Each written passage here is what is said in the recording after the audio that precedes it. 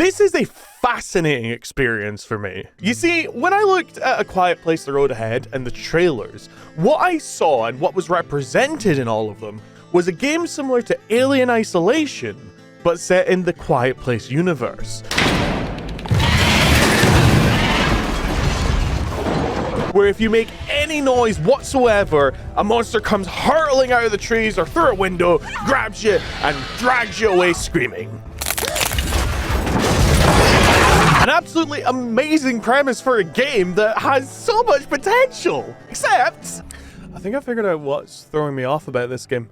Why are these creatures patrolling areas? Instead, what we seem to have gotten is a very dry experience where monsters patrol in a set pattern. Everything is fixed and there's no sort of alteration in the gameplay. The story is very, very, very predictable. There's no way the game's gonna have, this game isn't advanced enough to have an NPC companion. So the only thing that makes sense is the dad's about to die. 12 seconds later. It's just like an obvious gameplay story choice for this. And you're using a series of gameplay mechanics to defeat these enemies that are just either bonkers or don't really make sense. This brick mechanic and like, oh, there's just conveniently 50 bear traps and sound traps in one area. What human is using sound traps? So welcome to A Quiet Place: The Road Ahead. An undeniable disappointment to me, but I swear I'm not just a negative channel. I really enjoyed the Alien vs. Predator one. So if you want a video that's less negative, go check that out.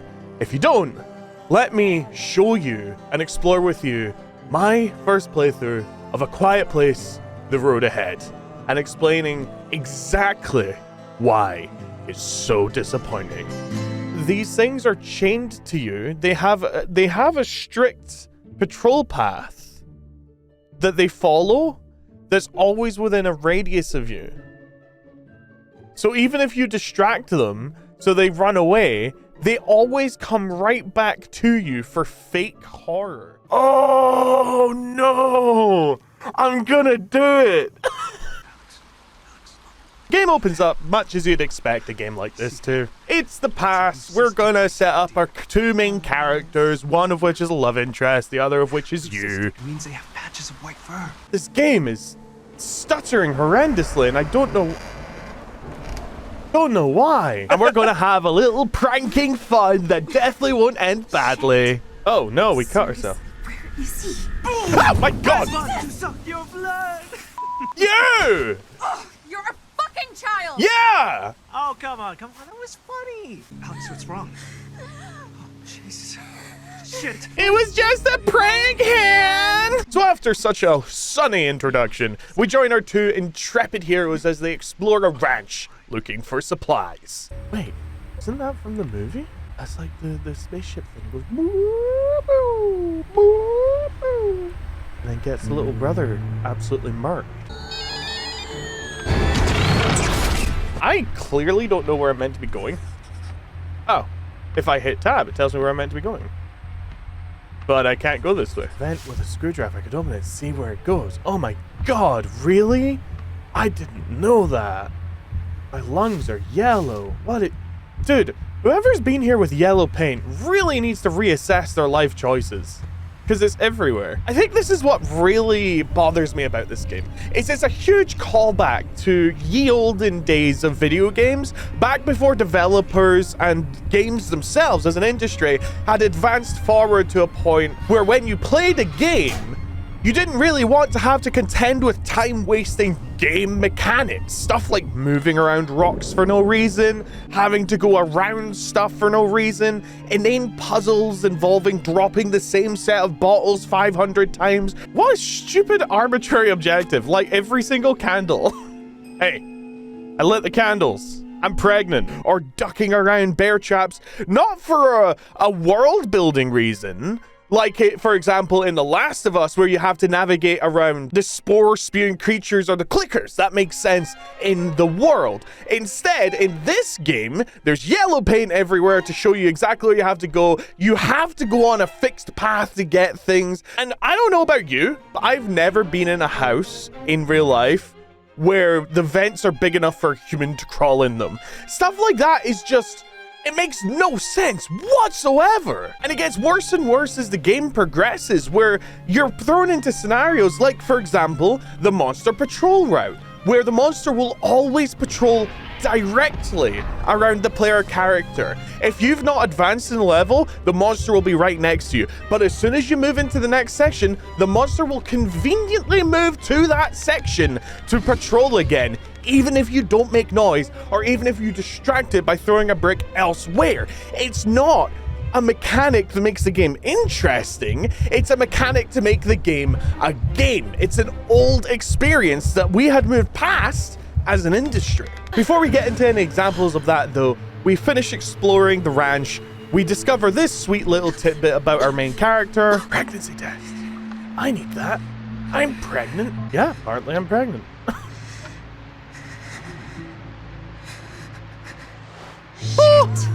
Oh no! That's not good. And then, of course, because it's a horror game, as is predictable for everyone who's ever played a game like this. Really? Really? I love you too, we're all gonna die. Because this game is determined to hit every story beat from every video game ever. This happens.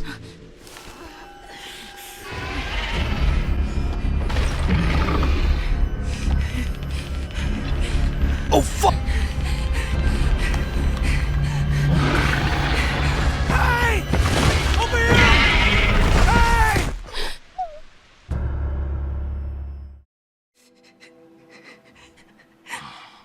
Alex, you will get through this.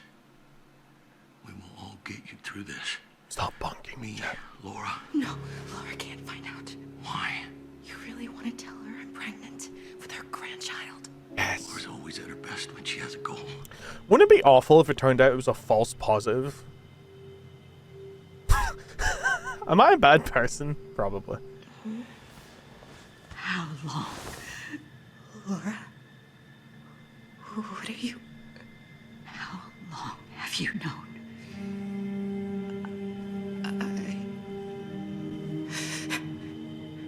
I will not let you hurt another member of my family. Laura, wait. She just locked us in? What?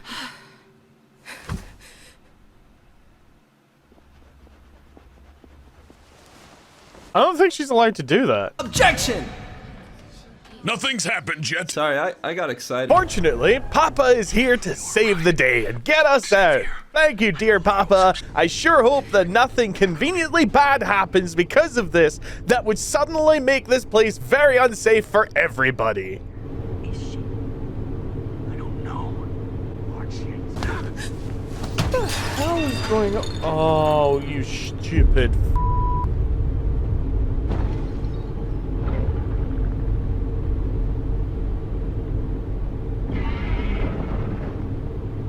Uh-oh. Now, credit where it's due, the first introduction of the monster in this area is absolutely sublime.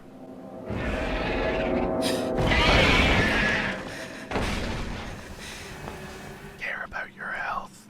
Oh, in America, they don't. In America, they care about your wallet. Hardy, hardy, har, har.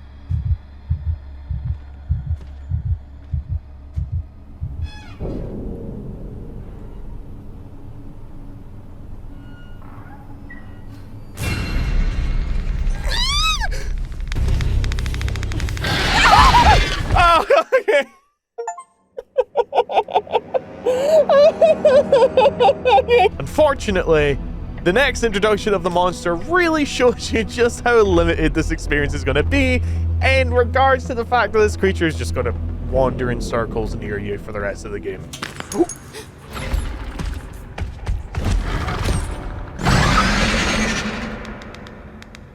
Sometimes there might be situations where you need to pass through the creature to go to your next objective.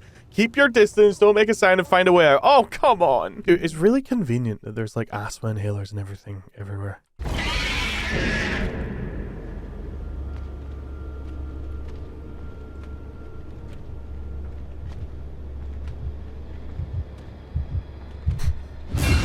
Oh, I'm dead! Oh, God!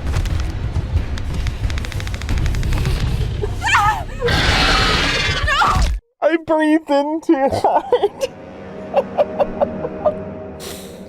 Oh, Jesus Christ. By the way, I mentioned it there, but there is asthma medication everywhere in this game. Yellow paint man, show me the way. Yellow paint man, make sure I'm not gray. Yellow paint man, let's freaking go. Yellow paint man, I love you so. Yellow paint man, he's saving my ass. Yellow paint man, I owe him some grass. Yellow paint man, he's a legend, he's true. Yellow paint man, what you gonna do? You'd think that the entire world had asthma or something, just based on the fact that every corner you turn, there's an inhaler, or there's pills conveniently there just for your asthma. And this is what I'm talking about when it comes to this so obviously trying so hard to be a game. These things don't make sense. Like, for example, oh, we have to get over to the other side of this train track thing here, but the only way over is a plank for some reason, instead of, oh, I don't know, walking around. That's for later anyway. In the meantime, we found at the old lodge a nice map pointing towards a campground where obviously there are going to be survivors somehow. So that's where we're going to head to. Hopefully our father will meet us there. Along the way, we encounter our good friend Laura and Mark, who started this all in the first place. And the tedium begins. Hey, I'm asthmatic too, Scully. High five. Uh-oh. They made the cardinal error.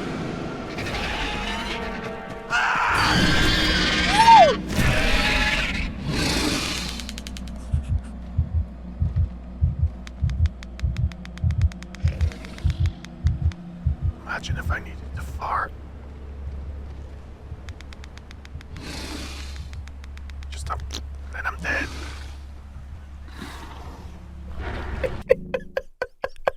I don't even know if you even heard that. I'm laughing at my own joke.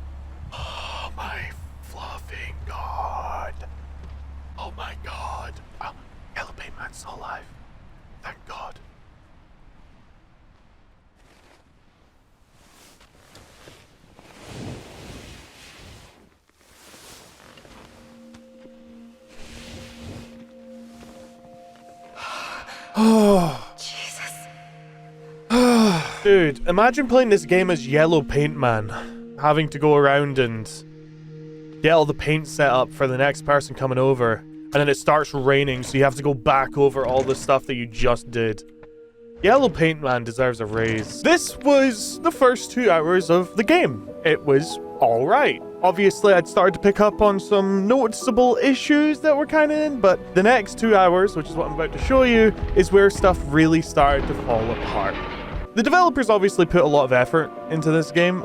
Don't let me disparage the work they did. I'm just saying that this style of game really isn't the kind of style of game that I want to see. A game where everything is so linear and fixed, where everything is predictable and by the book, and just, I don't know, it's not for me. I like the Alien Isolations. I like the Alien vs. Predators. I like the Outlast. The Outlast game was really, really good. Ah, YouTube. My ear still hurts. It's the same day. And it's so hard for me to enunciate exactly what it is about this game that throws me off. It really does feel old, which is such a rude thing to say. So much of this game's story so far has been tell, don't show. It hasn't shown me that there are human raiders, it just told me the reason why there are traps is because there are human raiders. It hasn't shown me the lives of the people. Instead, I've just had to read about 60 notes, totaling up to 150,000 words throughout this game. And it throws you off quite a bit when it comes to settling down just to sit and play and enjoy. Regardless, Laura shows up. That's the mother of the guy who was killed that knows we're pregnant, the one that locked us in case you aren't following the story. Somehow she survived up until now, despite the guy that she was with unloading so many bullets. No idea how the hell she managed to survive that, but here she is. It's Laura.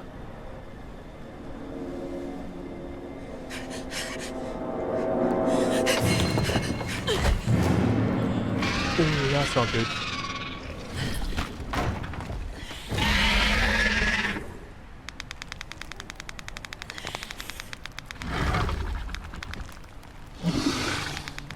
Anyway, it introduces the next intrepid, all-new game mechanic next, which is throwing a rock to distract an enemy. A tale as old as stealth games.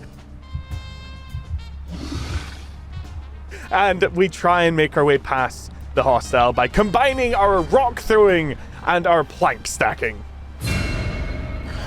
Oh, that's not good.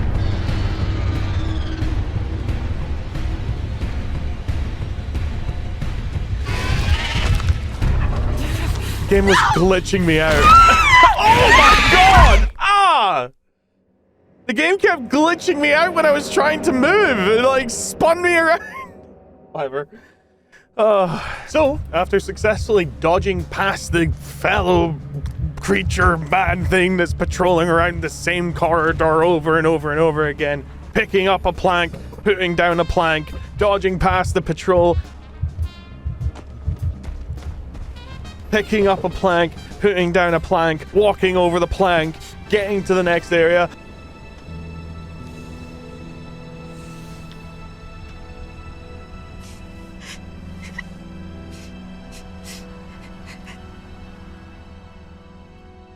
Probably not a good time to cry, darling. Cutscene! We're back into day one! Oh shit, we're back in time. You feeling better? Yeah. God, that was embarrassing. Everyone gets overwhelmed sometimes. You good to head back? Sure. This was Laura before she was trying to murder us. How did the aliens survive, like, chain gunfire? Or rockets? Or grenade launchers? If they're vulnerable to sound like in the first one, how come an explosion doesn't just eviscerate them? Their exoskeletons are really thin. Their skin is like plates of armor. Armor doesn't stop an impact, Aaron. Alex, you mind grabbing the beer? Not at all. If their innards can be taken out by a shotgun shot, like in the first movie, their innards are not invulnerable to a grenade to the outside. It just makes no sense. Oh, Yellow Paint Man's been here. I wish we could act like nothing happened, but I should talk to Martin and get this over with. We go through a few very touching moments with Martin, where we talk about our favorite music, we head up to the attic. You just want to look at my ass, don't you? We get all romantic, he shows off his mom's guns, and then... Oh, there it is!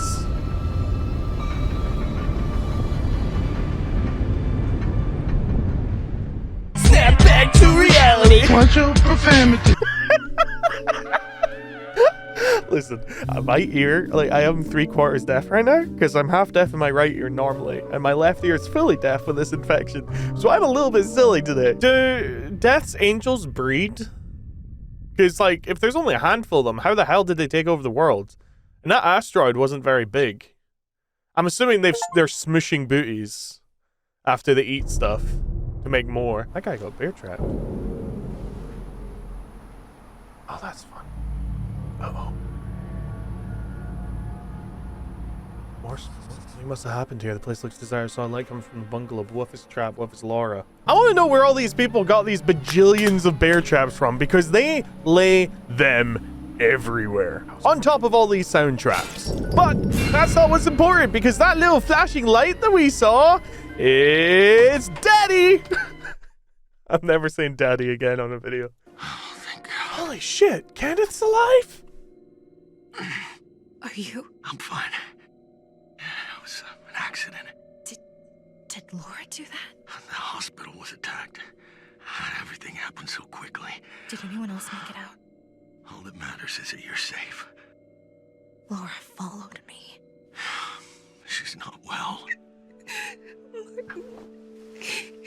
He was my only. And he's gone. Because of it. When your mother passed, I couldn't see the point of anything. But when I look into your eyes, I know she's still here. He has very pretty eyes. The group that was here left a while ago. They were in contact with someone through the radio. They wrote down the frequency, but the antenna's offline. Where is it? There, on the watchtower. Okay then. No, I'll go. You're injured. You're pregnant. Only one of us is walking Lake Tiny Tim. But Dad, I can't lose you two. While the diffuse rope traps interact with them, every trap will require you to press F or hold different bars. Oh, God.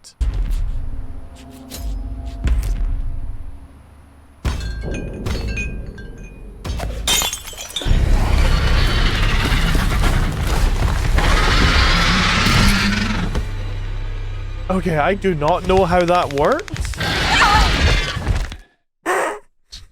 Rip. I have had my criticisms of this game, and I think they are valid criticisms. They're not the sort of criticisms that would kill a game or kill a company like Lord of the Rings Gollum was.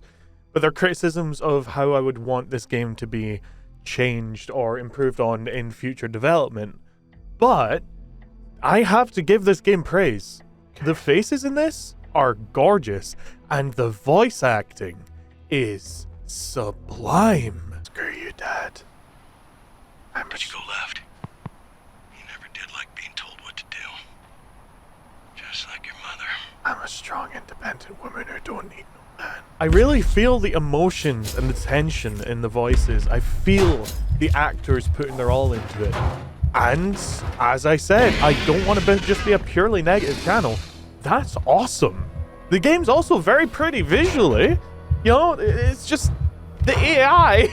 the AI and the, well, you know, the story beats, which I guess we're getting into next, because after we fix up the watchtower, which involves us going in circles around a wandering monster again. A fighter, Alex. Just like her. It'll spill out from Rubicon and contaminate space itself. The coral must be burned. 621. You did it. Radio's working. Listen. This is Task Force Empire to all available units. If you're receiving this message, convene at the harbor in Clinton. We're loading boats and we'll regroup at an island due. That was either the National Guard, left for Lieutenant Clinton, gonna post over the islands where creatures can't reach them. Are we too? I love that drawing. Are we too late? Did they even make it? Was it before we have a direction? Okay, back to that. I make this prediction. By the way, sorry to spoil it, but our dad's about to die. A, you're not allowed to have too much hope in games like this. And B, there's no way the game's gonna have, this game isn't advanced enough to have an NPC companion. So, the only thing that makes sense is the dad's about to die. Enjoy. Okay, that's everything. We have enough food for... What are you doing here? Where is she?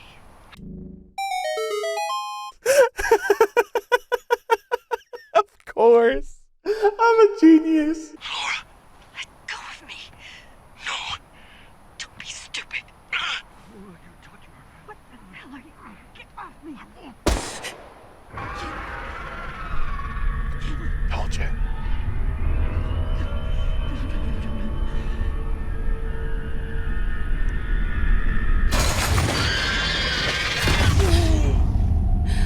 Jesus.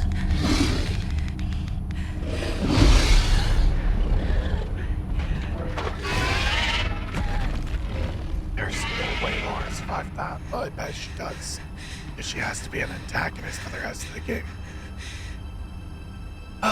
Sometimes I get tired of being right.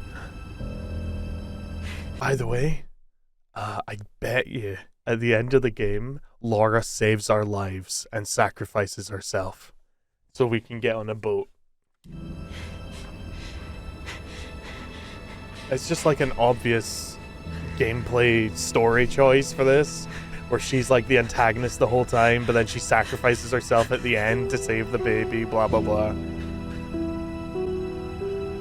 That'll be so shite. Yeah, but it's gonna happen. Rest in peace, IG Papa. We get some rips in chat for IG Papa.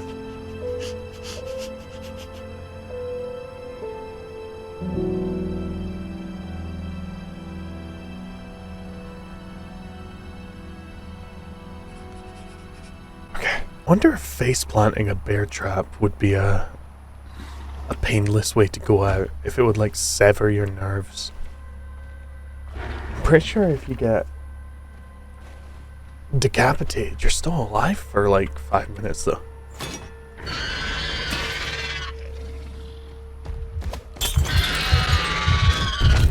Wait, why did he go for me? No! Alright, interesting.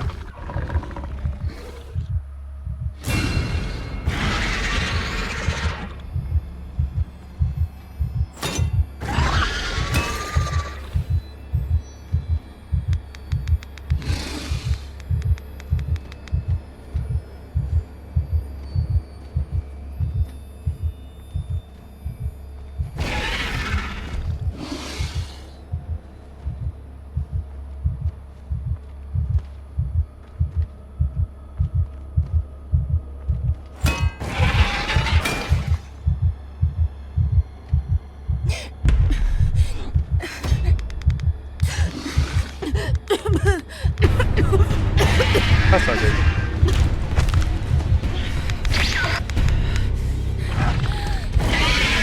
Wait, how did I end up in a building? Wait, what? Why was I inside a building?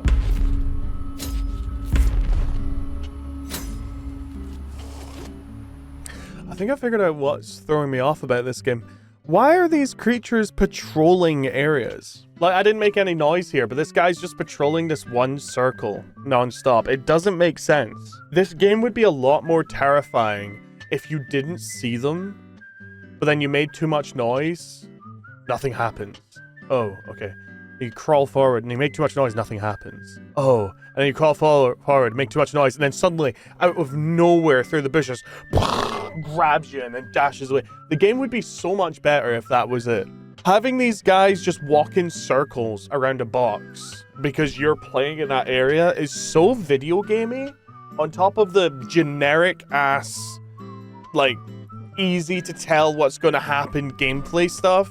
Like, it was obvious that Laura was going to be evil. It was obvious the boyfriend was going to die. It was obvious the dad was going to die. It was obvious that the guy was going to shoot because he was a ridiculous gunhead. It's too video game. I know that's kind of a strange and stupid thing to say about a video game, but it's too video gamey to enjoy. It feels like a regression, you know? It feels like I'm playing a PlayStation 2 game or a PlayStation 1 game. I don't know. It's very strange. I just wanted to point that out as being like something that I've realized why this game isn't clicking for me. Even if I'm fully invested, even if I'm fully, like, I've got the mic settings turned on, I've got everything turned on to be super scary, why this game isn't hooking me in and why it's more silly than scary for me, that's why. Okay, that was cool. Nothing I could do there. So, like, again, now I'm just like, oh, yay, I get to do that again.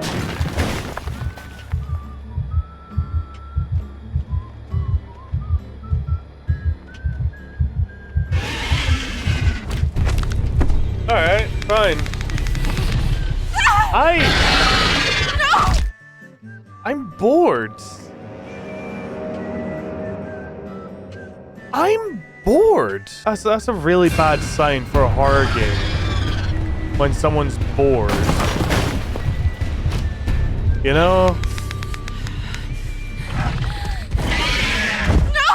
Yeah, Nightwing hit it on the head. It was fun earlier, like the first few times we had to sneak past the guy, learning some mechanics, you know, it was fun earlier.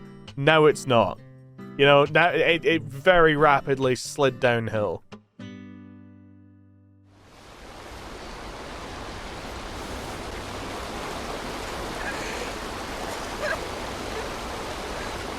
It's a shame. Like, it's just not the game I wanted. It feels like an AI wrote the game. Like, the story beats are so predictable. I am very, very disappointed. And I hate it as well, because I was so excited for I thought this game was going to be like Alien Isolation. That's what the trailer looked like. Alien Isolation 2. But with these creatures that can only hear you. Instead, we got a linear...